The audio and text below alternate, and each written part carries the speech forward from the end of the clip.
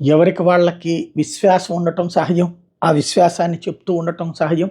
చంద్రబాబు నాయుడు గారు 9వ తారీఖున ప్రమాణ స్వీకారం చేయబోతున్నారు.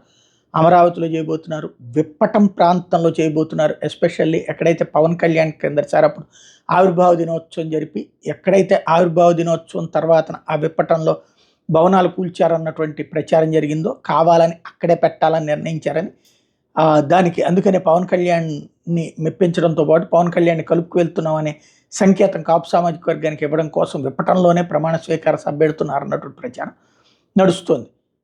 అదే సందర్భంలో ఇటు జగన్మోహన్ రెడ్డి విశాఖపట్నం ప్రమాణ స్వీకారానికి సంబంధించి డేటే కాకుండా ముహూర్తాన్ని కూడా ఖరారు చేసేసామని చెప్తున్నారు వైవి సుబ్బారెడ్డి.